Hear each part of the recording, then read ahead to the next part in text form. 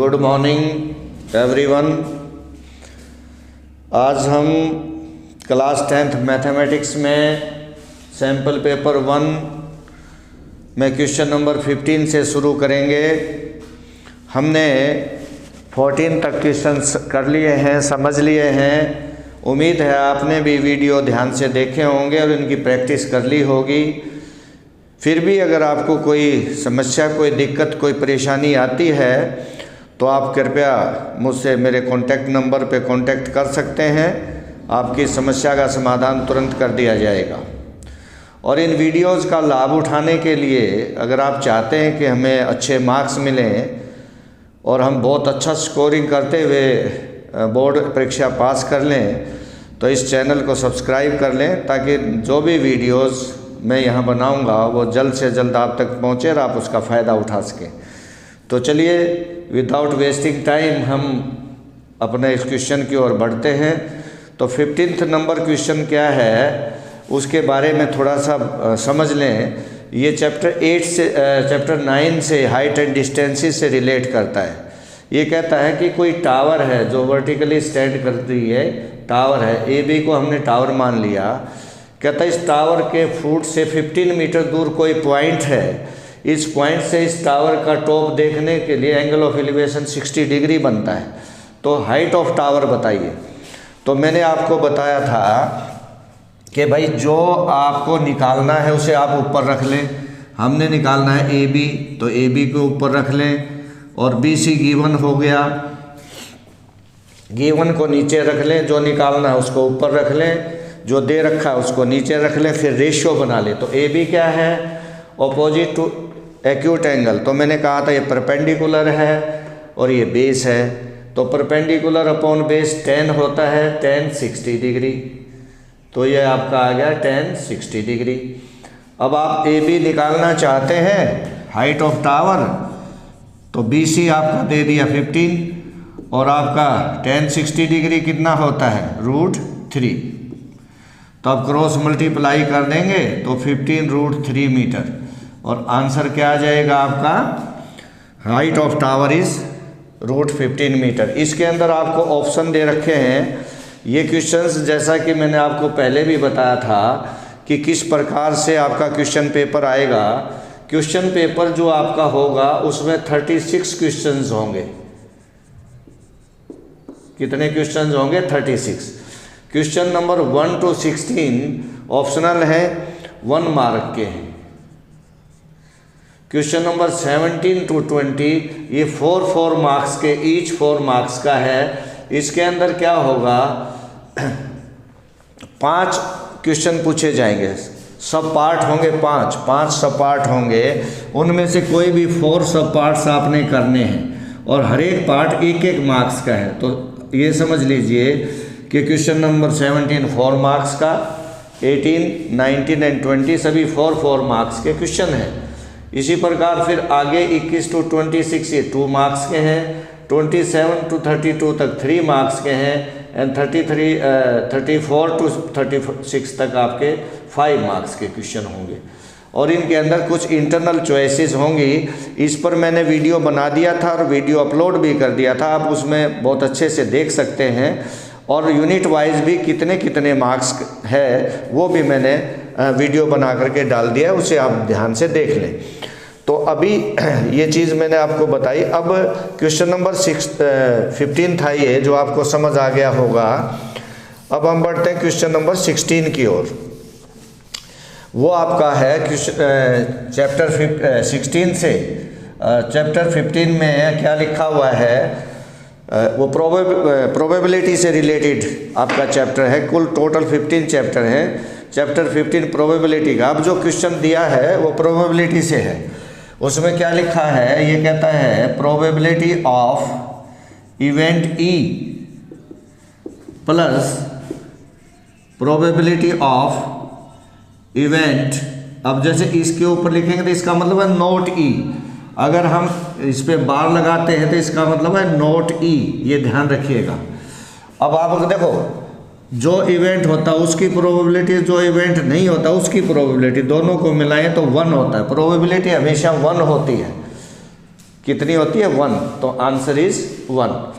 अब हम बढ़ते हैं नेक्स्ट टॉपिक की ओर, जो हमारा क्वेश्चन नंबर है 17।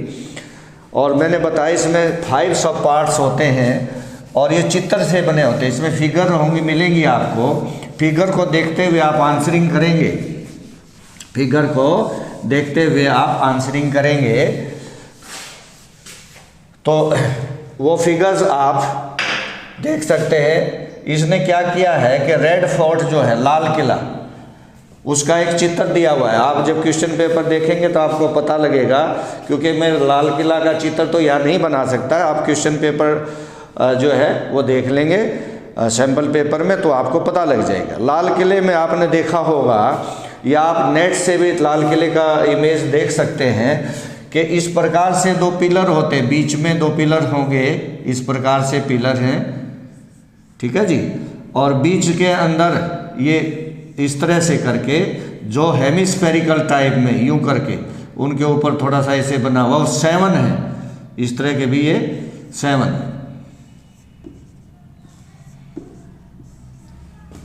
टीचर। और फिर इधर फिर एक आपका सिलेंड्रिकल पिलर है इस तरह से, ठीक है जी।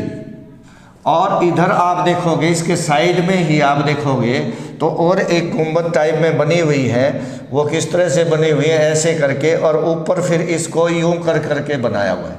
इसी प्रकार इधर भी इस साइड में भी ऐसे ही बनाया हुआ है हेमिस्फेरिकल में, फिर यहाँ करके ऐसे बनाया हुआ है। ये क्या है, ये हेमिस्फीयर है। एक हेमिस्फीयर ये है, एक हेमिस्फीयर ये है, और ये 7 हेमिस्फीयर्स है। कितने हैं, 7 हेमिस्फेरिकल टॉप। आप देखेंगे उसको चित्र को, ये सिलेंड्रिकल हैं 2 इस साइड में जो बने हुए हैं, ये गुंबद टाइप में, ये सिलेंड्रिकल पोर्शन है। तो ये समझ लीजिए ये फ्रंट फेस है, ये दिया हुआ है आपको चित्र में।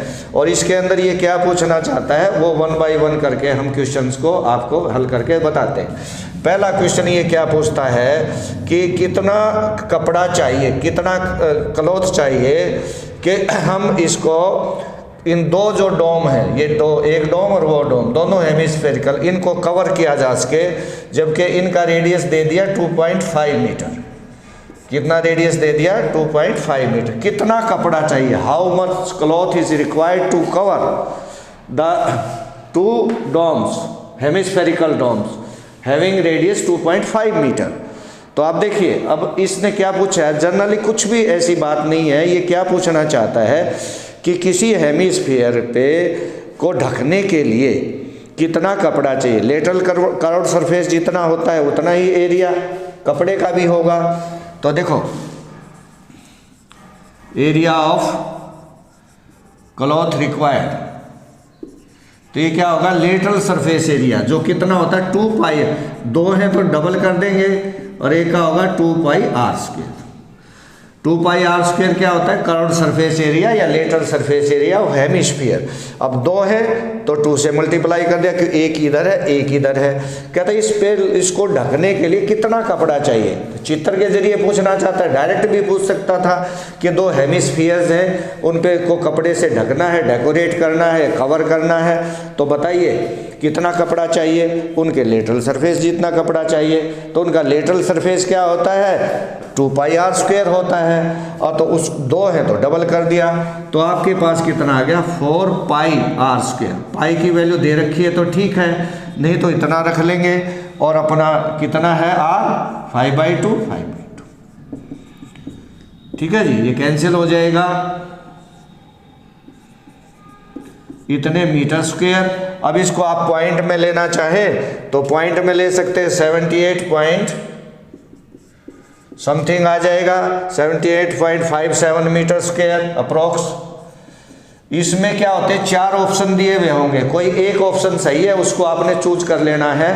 तो इसके अंदर जो ऑप्शन 3 इज, जो भी ऑप्शन हो उसको आप चूज कर लें, वो आपका करेक्ट आंसर है। तो इसमें हमने क्या सीखा, curved surface area of hemisphere कैसे निकालते हैं वो सीखा। तो इतना कपड़ा हमें रिक्वायर्ड है। नेक्स्ट ऑप्शन है इसका जो है, वो क्या कहता है कि write the formula of to find the volume of cylindrical pillar. ये 2 पिलर इसमें दिए हुए हैं कि इसका वॉल्यूम कैसे निकालेंगे। तो आपको पता ही है क्या होता है volume of cylinder, pi are square H. इस ऑप्शन को आप करेक्ट कर दीजिए। ये फार्मूला याद होगा तो आप लिख पाएंगे। कहा है कि ये जो सिलेंड्रिकल पिलर्स हैं, यहाँ पर जो पिलर्स बने हुए हैं सिलेंड्रिकल, इसका वॉल्यूम क्या होगा, pi are square h, volume of cylinder. Simple सी बात है कि उसने पूछा है वॉल्यूम ऑफ सिलेंडर, तो option is pi are square h. और तीसरा ये क्या कहता है आगे, find the lateral surface area of two pillars. ये जो दो पिलर हैं इनका लेटरल सरफेस एरिया बताना है, टू पिलर्स। अब लेटरल सरफेस एरिया क्योंकि सिलेंड्रिकल है तो क्या होगा, 2 पाई आर एच, एक का लेटरल, और दो हैं तो इसको किससे मल्टीप्लाई कर देंगे, 2 से, डबल हो जाएगा क्योंकि 2 हैं। मैंने कहा कि नेट से आप इमेज डाउनलोड करके लाल किले का, रेड फोर्ट का तो आप देख सकते हैं। तो इस तरह 2 पिलर बने हुए हैं, तो 2 पिलर का लेटरल सरफेस एरिया या कर्व्ड सरफेस एरिया कैसे निकालते हैं, 2 पाई आर एच। अब हमने देखना है क्या आर और एच दे रखा है क्वेश्चन में, हाँ, तो इसने h कितना दे रखा है, उसमें उसकी हाइट दे रखी है 7 और रेडियस दे रखा है 1.4। तो हाइट कितनी दे रखी है 7 और रेडियस कितना दे रखा है 1.4। तो 7 से 7 कट गया। अब इसको आप मल्टीप्लाई कर लेंगे, 88 1.4 से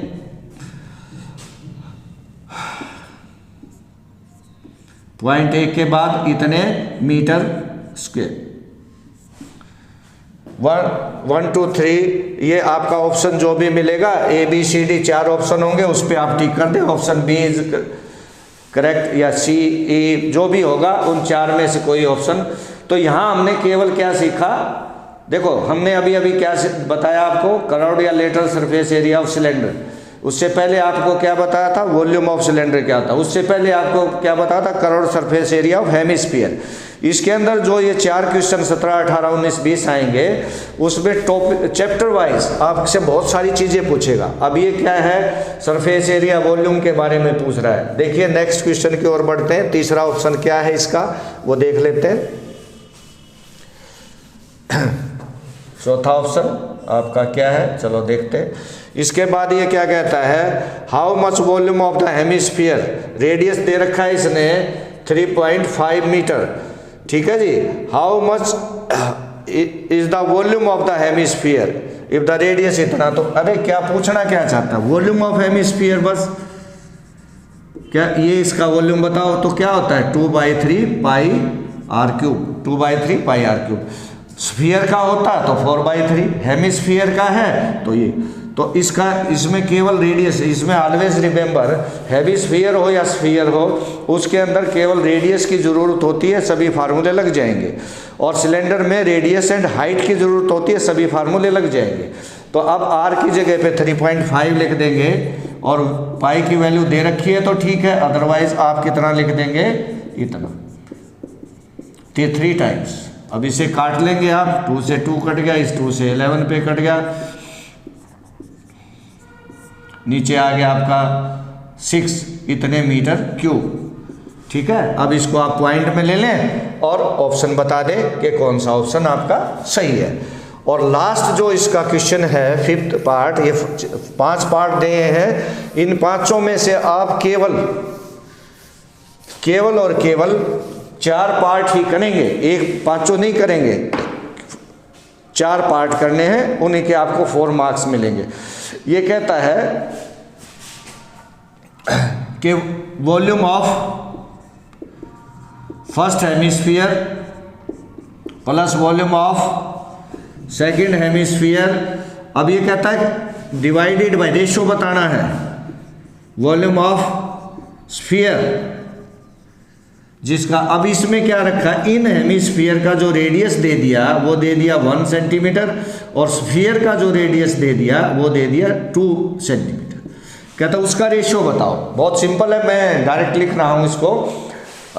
इसमें क्या क्या है कि 2 volume of first hemisphere, volume of second hemisphere, 2 hemisphere के वॉल्यूम का सम जिनका रेडियस दे रखा 1 और वॉल्यूम ऑफ स्फीयर जिसका रेडियस दे रखा 2, कहता है इसका रेशियो बताओ क्या होगा।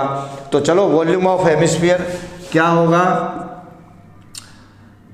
2/3 पाई R3, R तो 3 है, इसका भी इतना ही होगा, रेडियस है 2/3 पाई r3, तो 2 हो गया, तो हाफ और हाफ, तो कितना हो गया ये देखो, तो डबल हो गया ना, 4/3 पाई r3 1 3 तो 1 ही होता है, डिवाइडेड बाई, अब इसका 2 का ले लेंगे तो इस नीचे वाले का स्फीयर का 4/3 पाई r3, इसका r3 है, तो अब क्या आ जाएगा 4/3 पाई इसका 1 और 4/3 पाई ये 8, 4/3 पाई से कैंसिल हो गया, तो कितना आ गया 1/8 या 1:8।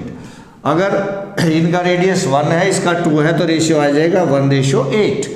तो मैंने आज आपको कुछ चीज़ें बताई। एक क्वेश्चन नंबर आपको 15 कराया जो आपका चैप्टर नंबर 9 से था, दूसरा आपका 16 कराया जो 15 नंबर से था, प्रोबेबिलिटी से था, ये हाइट एंड डिस्टेंस से था।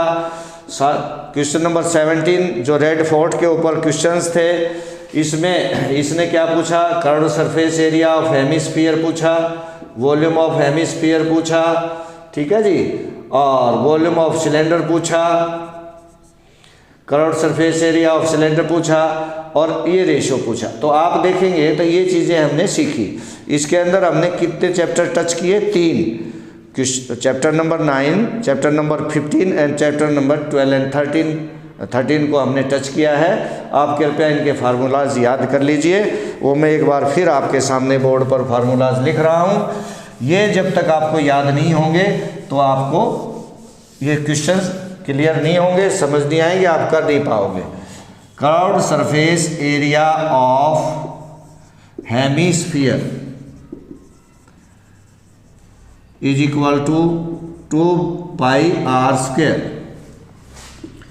Volume of hemisphere 2/3 pi r3, volume of sphere 4/3 pi r3। उसके बाद है curved surface area of cylinder 2 pi RH, volume of cylinder pi r²H। ठीक है जी, आप इसको देखेंगे, ये चीज़ आप याद कर लेंगे जो आज यूज हुआ है। और चैप्टर नंबर 9 में रेशोज़ आपने याद कर लेने हैं और values of some specific angles की याद कर लेनी है। तो उम्मीद है ये आपको समझ आ गया होगा। Thank you, have a nice day.